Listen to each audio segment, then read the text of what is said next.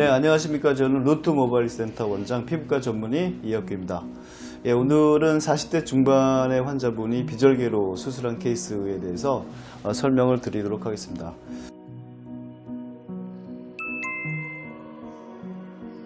이제 과거에 비해서 비절개의 의학적인 효율이 상당히 많이 좋아져 가지고, 의학적인 효율이라는 건 생착률을 얘기하죠. 과거에 비해서 보이지 않는 모낭을 우리가 얻는 방법이 여러 가지로 좋아져 가지고 이제는 절개와 비절개의 생착률을 거의 같이 보는 견해들이 많이 있고, 저희도 그렇게 생각을 하고 있습니다. 저희는 비절개의 생착률을 높이기 위해서 과거부터 초음파를 이용을 했고, 우리가 보이지 않는 피부, 진피와 그 다음에 지방층에 있는 요 헤어 샤프트라고 그러죠.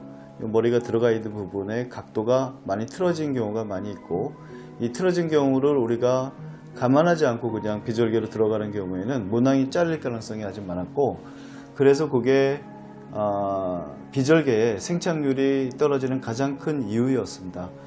저희는 이 초음파를 이용해 가지고 그런 부분을 상당히 많이 보완을 했기 때문에 생착률 자체에는 절개보다 같거나 이제 높지 않을까 하는 생각을 하고 있습니다.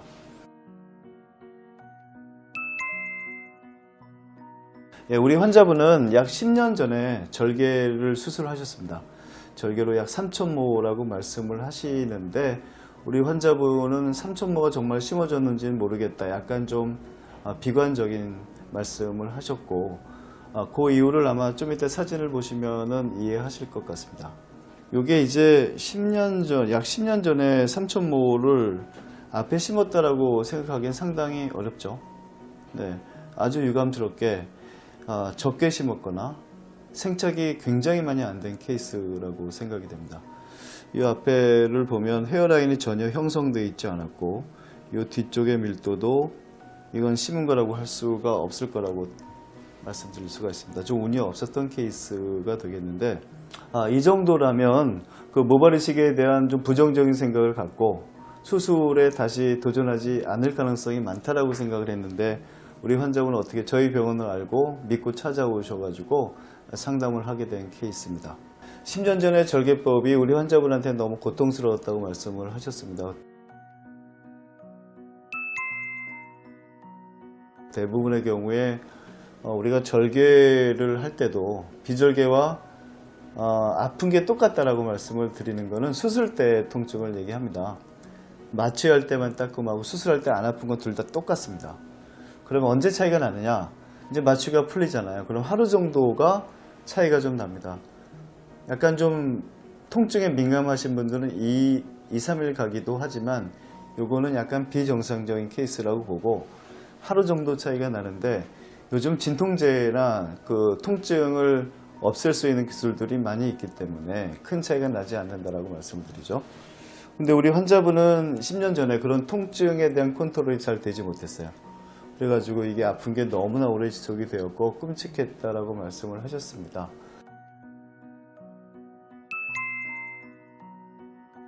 그래서 저희는 이런 경우에는 비절개를 하는 게 맞다라고 생각이 됩니다. 저희가 뭐 수술을 했을 때 아프다, 이건 아니고, 거기에 대한 트라우마가 있는 상태에서 똑같은 걸 할 이유는 전혀 없습니다. 절개와 비절개가 이제 있기 때문에 우리는 선택을 할 수 있고, 환자분이 좀 더 마음 편한 쪽으로 하는 게 맞다라고 생각이 되고, 결과를 떠나가지고 우리 환자분은 비절개를 한다는 사실에 굉장히 좀 안도하실 수가 있었습니다. 그래서 저희는 이 모습을 보시면 지금 헤어라인 없고 M자가 약간 올라가 있고, 그 다음에 이 정도가 빠져 있다면 요거는 제가 여러 번 사진을 보여드렸는데 4,000모 정도면 잘 메꿔질 수 있는 넓이가 되겠습니다. 그래서 비절개로 4,000모를 권했고, 모수가 좀 더 예상보다 많이 나오는 경우가 있죠. 우리가 보통 4,000모면 얼마를 펀치하면은 머리가 2개 정도 평균이 되기 때문에 뭐 4,000모가 된다, 5,000모가 된다고 생각하는데, 우리 환자분은 모낭에서 나오는 개수가 2개보다 좀 더 많았습니다. 그래가지고 한 4,200모 정도를 심을 수가 있었던 케이스가 되겠고, 1년 뒤의 모습을 보시면, 지금 요 앞머리를 약간 내리셔가지고 우리가 결과가 좀 마스킹 됐는데, 요 뒤쪽의 밀도와 그 다음에 헤어라인이 굉장히 잘 형성이 된 아주 만족스러운 결과를 보일 수가 있었습니다. 우리 환자분은 결국 본인 자신으로 보면 7,000모를 심은 거죠. 10년 전에 타 병원에서 3,000모를 했고 이번에 약 4,000모를 심었기 때문에 7,000모를 4,000모로 메꿀 수 있는 수술에 대체할 수밖에 없었습니다. 과거에 정말 적게 심었는지 아니면 생착률이 안 좋았는지 모르겠지만 어쨌든 비절개로 4,200호 정도로 아까 그 정도의 넓이를 잘 메꿀 수가 있었습니다. 그래서 아주 만족스러운 결과를 나타냈고 아직은 40대 중반이시기 때문에 뒤쪽의 머리가 더 빠질 가능성이 없지 않습니다. 아직은 남성 호르몬의 활동이 상당히 왕성할 때이기 때문에 이럴 때는 저희가 프로페시아나 아니면 아보다트를 권합니다. 그래서 지금도 계속 좀 잘 드시고 있고 50대 초반 중반까지는 그냥 드시자라고 말씀을 드리는 경우가 많이 있죠. 특별한 부작용이 없는 경우에는 계속 드실 생각이 있다라고 말씀을 하셨습니다.